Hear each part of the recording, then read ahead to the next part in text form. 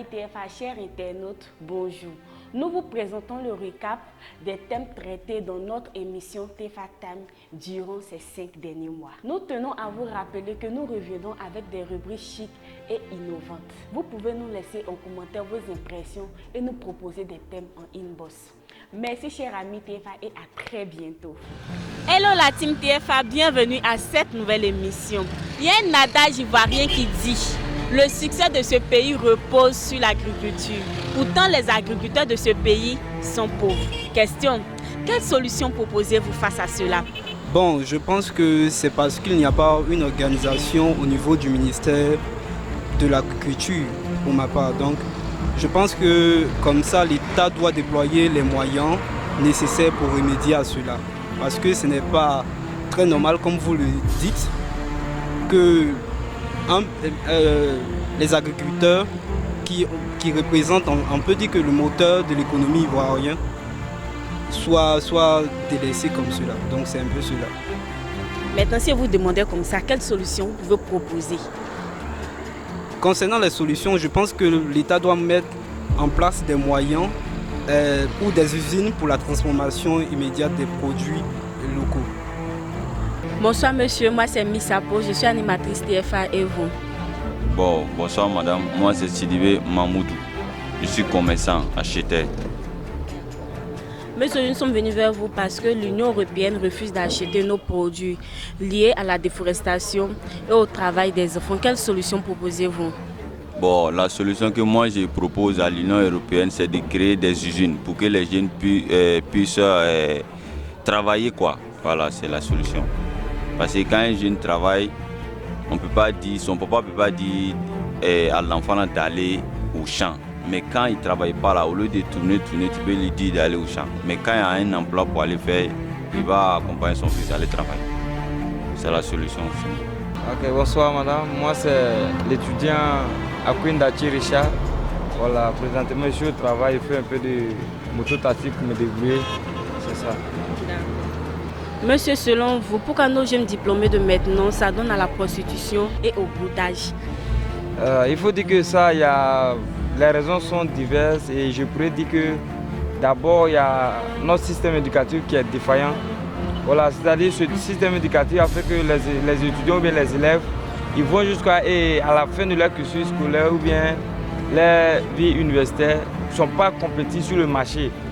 Voilà, le marché de l'emploi. Donc là, ils ne peuvent pas aller, ils ne sont pas productifs. Et il faut dire aussi qu'il y a l'État même, oui, le gouvernement aussi qui a un rôle à jouer. Eux, je dirais que puisqu'ils n'investissent pas dans l'éducation des élèves ou bien des étudiants, donc ils s'en foutent. Quand on prend le cas de l'Europe par exemple, là-bas il y a les banques ou bien même des structures qui financent l'éducation. Donc du coup quand ces structures finissent, ils sont obligés, ils passent par tous les moyens pour trouver du travail à ces jeunes-là qui sont diplômés. Mais ici ce n'est pas le cas. Et quand nous on vient, on finit le travail, l'étude, on voit qu'il n'y a rien.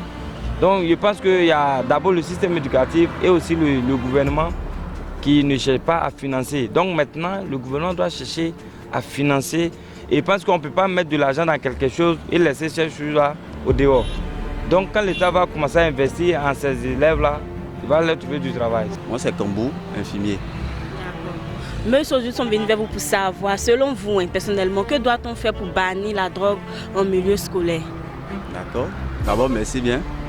Ça va permettre à tout le monde d'échanger sur ce phénomène.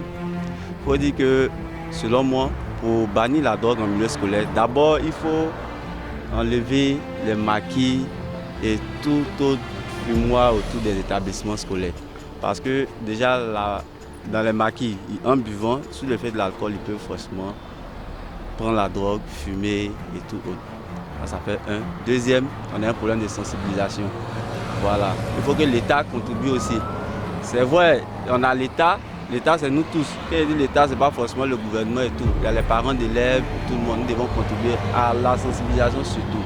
Sensibilisation parce que même si on dit on va enlever tout ce qui est comme maquis autour des établissements, ils peuvent le prendre ailleurs. Et puis il faut être très répressif. Demander aussi aux forces de l'ordre de faire leur travail. Parce qu'on connaît, il y a certaines personnes qu'on arrête et puis on les libère du jour au lendemain parce que, bon, ouais, non. Donc aussi de faire le travail, quand on a arrêté, il faut que l'enfant assume. Voilà. Bonsoir monsieur, moi c'est Miss Sapo, je suis animatrice TFA et vous? Je suis Kwame Dian, entrepreneur. Monsieur, nous sommes sur le terrain pour savoir qu'est-ce que vous voulez que le gouvernement fasse pour que votre activité s'améliore. Il sera souhaitable que le gouvernement soit flexible au niveau des taxes et impôts pour les PME, les petites et moyennes entreprises. Parce que c'est vraiment difficile de réunir tous les documents et de pouvoir travailler. Selon vous, comment faire pour rehausser les niveaux scolaires et améliorer les systèmes éducatifs? Pour moi d'abord, le programme est quand même un peu plus haut. Voilà, depuis les ministres jusqu'au concours. Voilà. Parce que à mon avis, le tri est vraiment très mal fait. Le tri est vraiment très mal fait. Ceux même qui enseignent nos enfants, généralement sont un peu mal formés. Ils sont un peu mal formés. Il y a du désordre. Voilà. Il y a vraiment du désordre. On ne sait pas vraiment à quelle porte taper quand ça ne va pas. Les programmes sont bidons. On nous propose un programme aujourd'hui et demain on envoie un autre. Finalement, on ne sait pas à quoi s'attendre. Dans les livres, il y a des fautes. Des enseignants qui sont, comme je l'ai dit tout à l'heure, très mal formés. On prend un enseignant, catégoriquement, je ne sais pas moi, et le type il est en veste dans une salle de classe qui n'est ni ventilée. Voilà, on dit va enseigner les enfants. On passe un concours, avec le BPC, sous réserve du bac, je ne sais pas moi. On paye des concours. Si quelqu'un qui a payé 1 million pour avoir son concours, lui quand il va là, c'est son argent qui attend, vous voulez quoi? Vous voulez que le type il pas donner quel enseignement?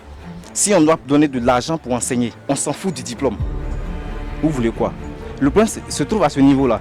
Maintenant le deuxième, le programme, les livres truffés de fautes, le programme qui n'est pas adapté à nous, notre éducation. Les enfants vont à l'école parce qu'il faut aller à l'école.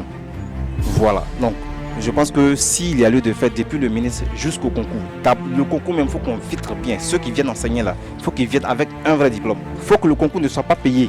Voilà. Voilà comment on pourra endiguer le mal de notre éducation nationale. Monsieur, pensez-vous qu'il est normal que nous soyons producteurs et exportateurs de nos matières premières? Non, c'est pas normal. Et pourquoi c'est pas normal?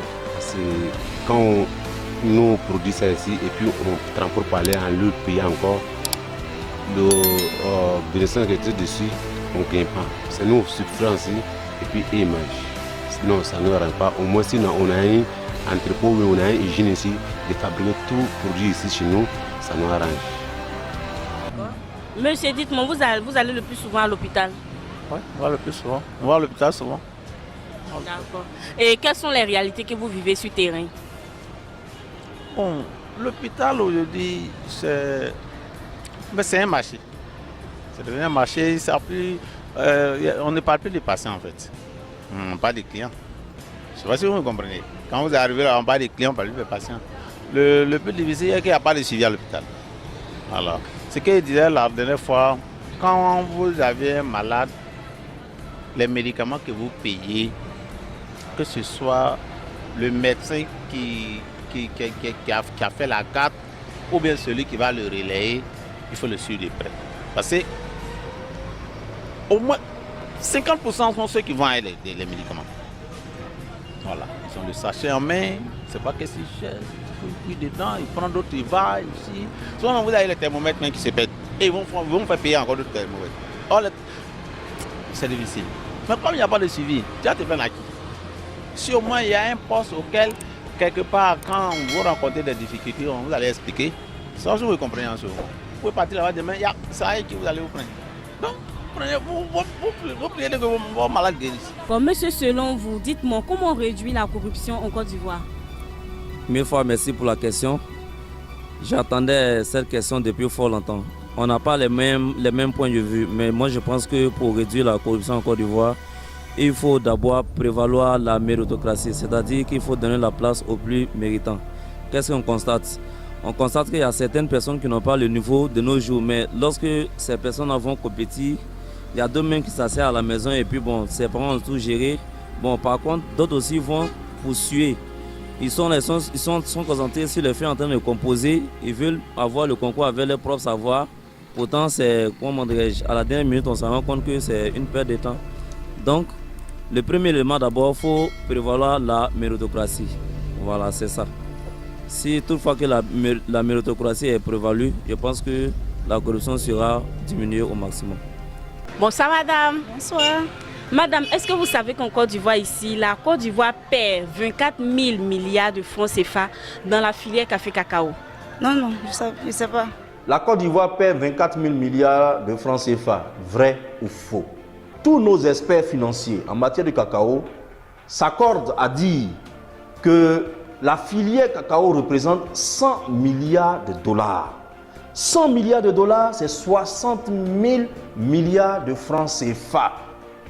Alors, tout naturellement, si la Côte d'Ivoire transformait son cacao sur place, si nous transformons le cacao en chocolat sur place et qu'on le vend, tout naturellement, nous allons engranger 40% de 60 000 milliards de francs CFA.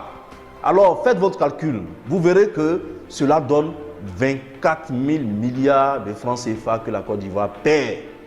Alors, chers Ivoiriens, la Côte d'Ivoire perd 24 000 milliards chaque année, c'est une vérité.